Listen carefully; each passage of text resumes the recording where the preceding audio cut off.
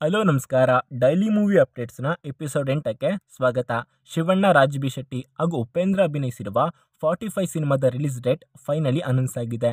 ಹಾಗೂ ಸೂಫ್ರಮ್ಸೋ ಸಿನಿಮಾವನ್ನು ನಿರ್ದೇಶನ ಮಾಡಿದ್ದಂಥ JP ತುಮಿನಾಡು ಈಗ ಬಾಲಿವುಡ್ನ ಸ್ಟಾರ್ ಹೀರೋಗೆ ಸಿನಿಮಾ ಮಾಡಲಿದ್ದಾರಂತೆ.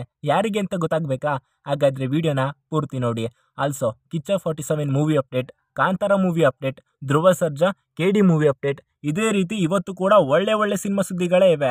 ಹಾಗಾದ್ರೆ ಅವನ್ನೆಲ್ಲ ಇವತ್ತಿನ ವಿಡಿಯೋದಲ್ಲಿ ನೋಡ್ಕೊಂಡು ಬರೋಣ. ನೀವಿನ್ನೂ ಕೂಡ ನಮ್ಮ ಯೂಟ್ಯೂಬ್ ಚಾನಲ್ ಅನ್ನ ಸಬ್ಸ್ಕ್ರೈಬ್ ಮಾಡ್ಕೊಂಡಿಲ್ಲ ಅಂದ್ರೆ ಈಗಲೇ ಸಬ್ಸ್ಕ್ರೈಬ್ ಮಾಡ್ಕೊಂಡು ಸಪೋರ್ಟ್ ಮಾಡಿ. ತಮಿಳಿನ ನಟ ವಿಜಯ್ ಸೇತುಪತಿ ಮತ್ತು ನಿತ್ಯ ಮೆನನ್ ನಟಿಸಿರುವಂತ ತಲೈವನ್ ತಲೈವಿ ಸಿನಿಮಾ ಬಾಕ್ಸ್ ಆಫೀಸ್ ನಲ್ಲಿ ಭರ್ಜರಿ 70 ಕೋಟಿ ರೂಪಾಯಿ ಕಲೆಕ್ಷನ್ ಮಾಡಿ ಇದೀಗ ಅಮೆಜಾನ್ ಪ್ರೈಮ್ ನಲ್ಲಿ ಸ್ಟ್ರೀಮ್ ಆಗ್ತಿದ್ದು ಕನ್ನಡ ಭಾಷೆಯಲ್ಲೂ ಕೂಡ ಸಿನಿಮಾ ನೋಡೋದಕ್ಕೆ ಸಿಗುತ್ತದೆ. ಎಲ್ಲವೂ ಅಂದುಕೊಂಡಂತೆ ಆಗಿದ್ರೆ ನಟ ದರ್ಶನ್ ಅವರ ಡೆವಿಲ್ ಸಿನಿಮಾದ ಮೊದಲ ಹಾಡು ಇದ್ರೆ ನೆಮ್ಮದಿಯಾಗಿರ್ಬೇಕು ಆಗಸ್ಟ್ 15ರಂದು ಬಿಡುಗಡೆ ಆಗಬೇಕಾಗಿತ್ತು.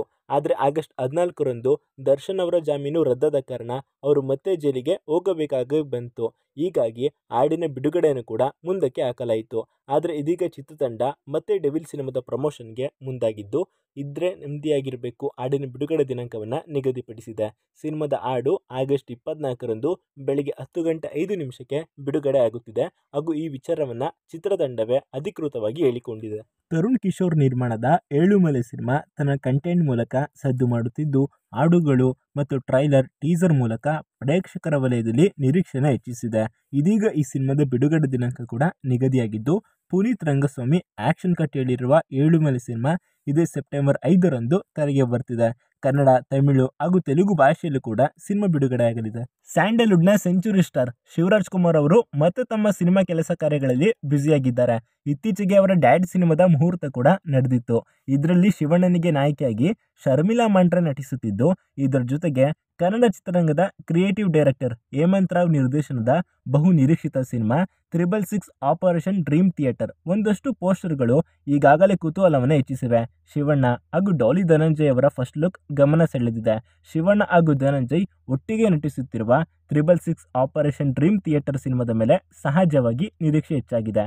ರಾಜ್ ಬಿ ಶೆಟ್ಟಿ ಕನ್ನಡ ಚಿತ್ರರಂಗದ ಪ್ರತಿಭಾವಂತ ನಟ ಮತ್ತು ನಿರ್ದೇಶಕ. ಇತ್ತೀಚೆಗೆ ರಾಜ್ ಬಿ ಶೆಟ್ಟಿ ನಟಿಸಿ ಮತ್ತು ನಿರ್ಮಿಸಿದಂಥ ಸೂಫ್ರಮ್ಸೋ ಸಿನಿಮಾ ದೊಡ್ಡ ಮಟ್ಟದಲ್ಲೇ ಸದ್ದು ಮಾಡಿದೆ ಹಾಗೂ ಬಾಕ್ಸ್ ಆಫೀಸ್ನಲ್ಲಿ 110 ಕೋಟಿಗಿಂತ ಹೆಚ್ಚು ಮೊತ್ತವನ್ನು ಕಲೆ ಹಾಕಿದೆ.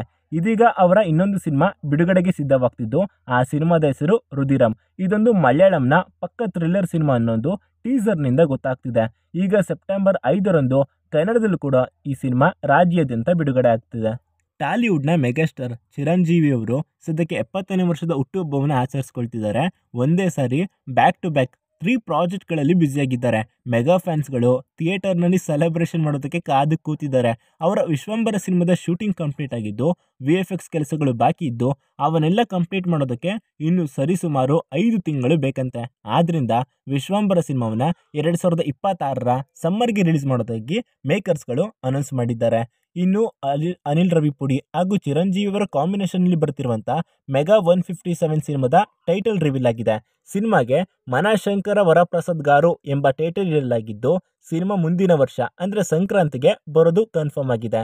ಇನ್ನು ಚಿರಂಜೀವಿ ಅವರಿಗೆ ಈ ಹಿಂದೆ ವಾಲ್ತೇರು ವೀರ್ಯ ಸಿನಿಮಾವನ್ನ ಡೈರೆಕ್ಟ್ ಮಾಡಿದ್ದಂಥ ಬಾಬಿ ಮತ್ತೊಮ್ಮೆ ಚಿರಂಜೀವಿ ಅವರ ಜೊತೆ ಸಿನಿಮಾ ಮಾಡ್ತಾ ಇದ್ದಾರೆ ಹಾಗೂ ಇದಕ್ಕೆ ಕನ್ನಡದ KVN ಪ್ರೊಡಕ್ಷನ್ ಹೌಸ್ ಬಂಡವಾಳವನ್ನು ಹೂಡ್ತಿದೆ.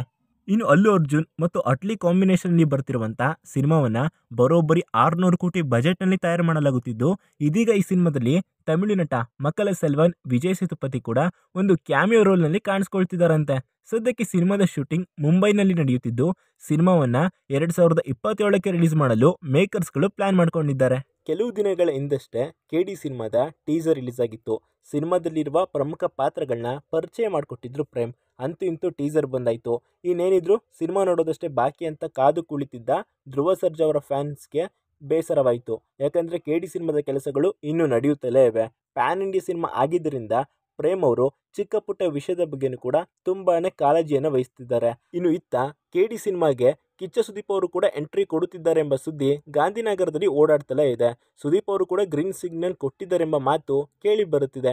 ಇನ್ನು ಕಿಚ್ಚನ ಪಾತ್ರ ಯಾವುದು ಎಂಬುದರ ಬಗ್ಗೆ ಅಧಿಕೃತವಾಗಿ ಮಾಹಿತಿ ಹೊರಬಿದ್ದಿಲ್ಲ. ಇನ್ನು ಸಚಿವೆ ಲಕ್ಷ್ಮಿ ಹೆಬ್ಬಾಳ್ಕರ್ ಅವರು ತಮ್ಮ ನಿರ್ಮಾಣ ಸಂಸ್ಥೆ ಆದಂಥ ಐರಾ ಮೂಲಕ 2 ಕನ್ನಡ ಸಿನಿಮಾಗಳನ್ನ ನಿರ್ಮಿಸುತ್ತಿರುವುದಾಗಿ ಘೋಷಣೆ ಮಾಡಿದ್ದಾರೆ.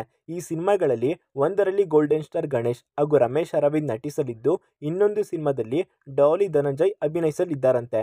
ಇನ್ನು ಸೂ ಫ್ರಮ್ ಸೋ ಸಿನಿಮಾವನ್ನ ನಿರ್ದೇಶನ ಮಾಡಿದಂಥ JP ತುಮಿನಾಡು ಈಗ ಅಜಯ್ ದೇವಗನ್ ರವರಿಗೆ ಡೈರೆಕ್ಷನ್ ಮಾಡೋದಕ್ಕೆ ಹೊರಟಿದ್ದಾರಂತೆ. ಈ ಕಾಂಬಿನೇಷನ್ ಅಲ್ಲಿ ಬರುವ ಸಿನಿಮಾಗೆ ಬಾಲಿವುಡ್ನ ಯಾವುದೇ ನಿರ್ಮಾಣ ಸಂಸ್ಥೆ ಬಂಡವಾಳ ಹೂಡುತ್ತಿಲ್ಲ.